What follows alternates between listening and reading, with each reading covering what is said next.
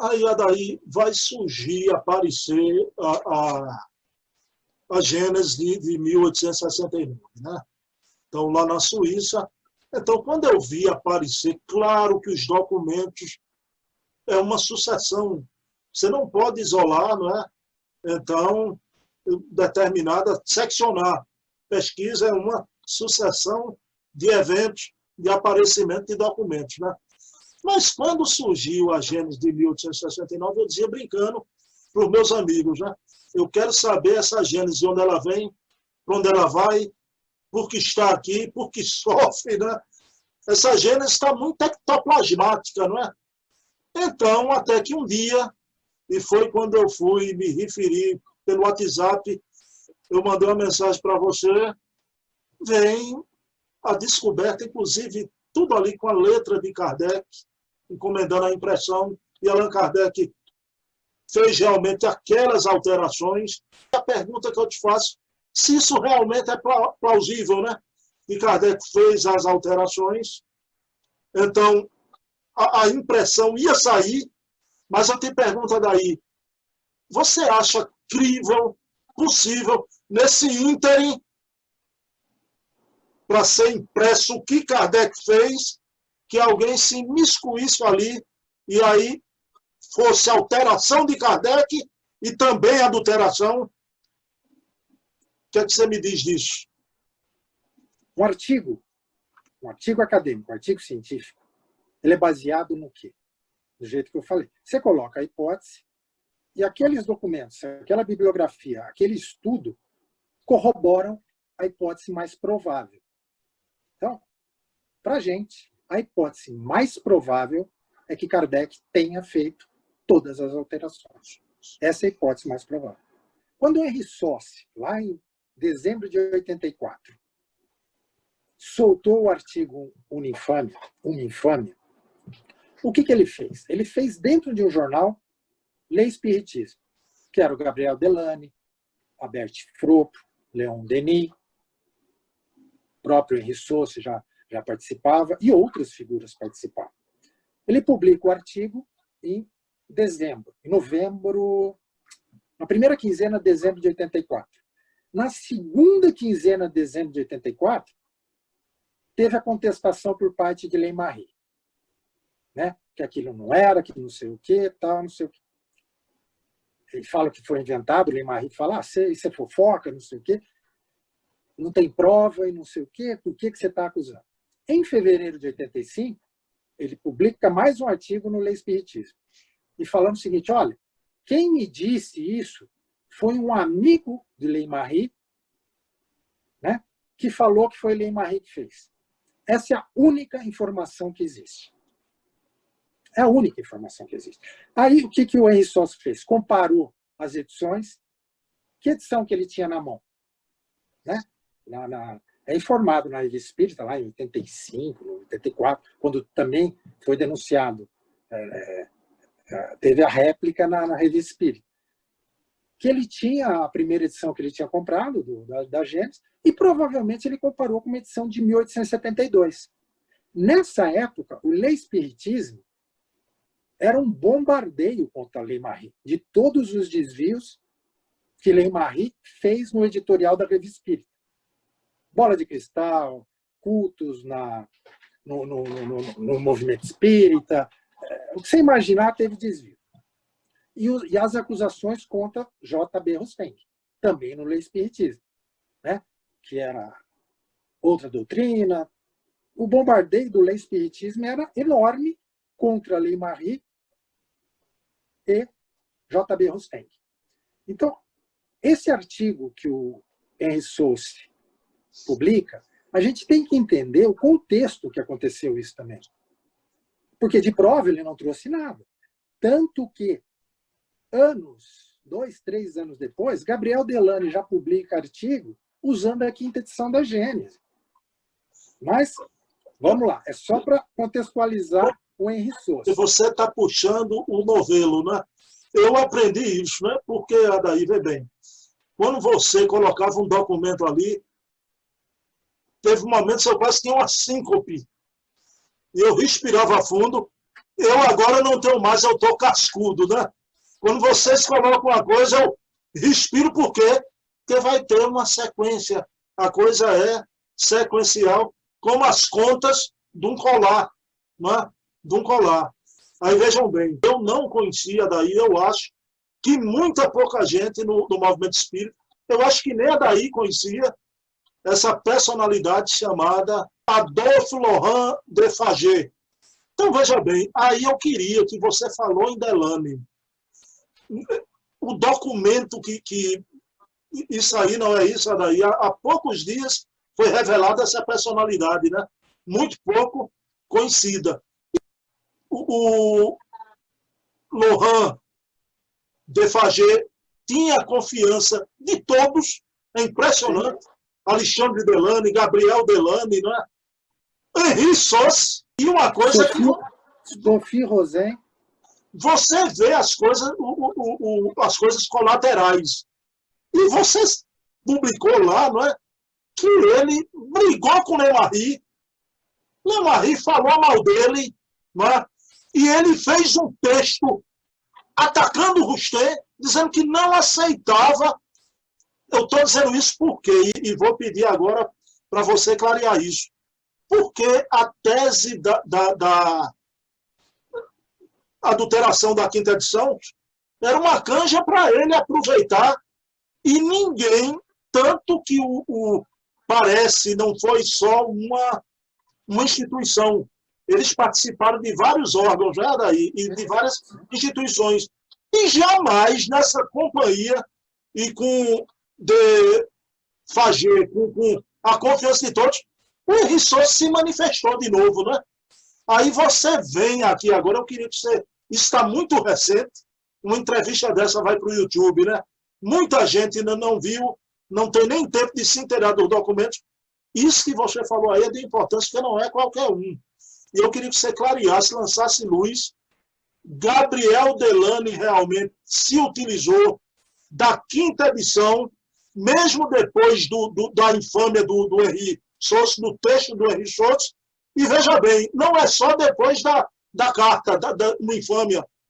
Na companhia de Henri Sos, nesses vários órgãos, instituições, Delane usava como fonte a quinta edição. Sim. Então, o que a gente ouve muito falar? Porque muita coisa é falada e às vezes não é fundamentada, né? Quando o Henri Sos publicou o artigo no Lei Espiritismo, teve o apoio de todos, de Gabriel Delane, de Berti Fropo, da Sophie Rosen, do Leon Denis. Então, aquela denúncia, todos compraram a ideia. Não é isso que os jornais, os documentos estão mostrando. Por quê? A gente, até pouco tempo atrás, a gente não lê direito nem a Revista Espírita. A gente sabe disso, que o brasileiro já não é muito de estudar e de ler, né? A Revista Espírita, a gente falou, foi no final dos anos 70 que a gente teve acesso em português, até 1869. De 1869 até o que aconteceu até hoje, que é a história, a historiografia, isso não está documentado, isso não está escrito ainda. Está tudo espaçado, essas informações. Então, a gente deu uma mergulhada de cabeça no Lei Espiritismo, no Progresso Spirit, no outro jornal que o Delane... Sociedade Moral, né? Sociedade Moral também, né? Isso, a Revista Científica Moral do Espiritismo. Desculpa que eu não lembro os nomes. É tanto nome que a gente... Então, a gente mergulhou nessas revistas para ver exatamente o contexto disso. Porque você imagina, uma denúncia gravíssima dessa, né? E o Henri Sos, ele não é explícito, ele coloca no artigo dele, a gente já sabe para quem Kardec foi vendido, dando a entender que era para J.B. Rustem. O contexto da revista toda, que batia pesado em Lemarri e em J.B. Rustem, esse era o contexto. Então, eles colocam uma denúncia dessa, a gente fala, mas e aí? O que aconteceu? Aí tem a réplica. E como é que Delane se comportou? Delane chegou a ser editor, criou a Revista Científica e Moral, chegou a ser editor do Lei Espiritismo. E aí, qual é o posicionamento? Aí nós localizamos textos de Delane, né, pelo menos em duas oportunidades, uma em 1912, bem depois, e uma em 1887, em janeiro, 2 anos depois da denúncia, utilizando textos da quinta edição de A Gênese, que não tinha, porque podia estar igual, né? Os textos, ele usou textos comuns. Não, são textos que não constam na primeira edição, nas primeiras edições. Ele se utilizou, se me permitir ler só um trecho, assim, ó, o texto acima foi tirado literalmente de A Gênese Allan Kardec, páginas 456 a 459. Publicamos estas linhas escritas há mais de 20 anos, a fim de mostrar que Allan Kardec não estava atrasado em suas ideias e que suas obras não envelhecem. E ele pega textos da quinta edição que não tinha nas edições anteriores. A gente continuou as pesquisas.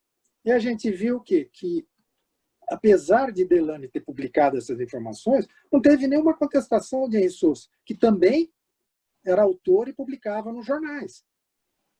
E aí continuamos. Aí a gente chegou nesse Adolphe Laurent de Fagé, que é uma figura importantíssima no movimento espírita, que eu particularmente desconhecia.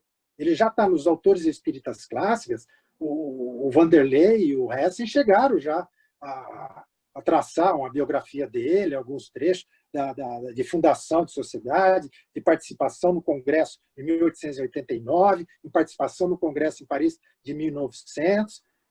E a importância dessa pessoa é fundamental. Ele chegou a analisar artigos que iam para o Congresso. Ele fazia parte da comissão junto com o Gabriel Delany, com o Leon Denis, e toda a cúpula de várias, tanto da organização do Congresso, como de várias sociedades espíritas existentes.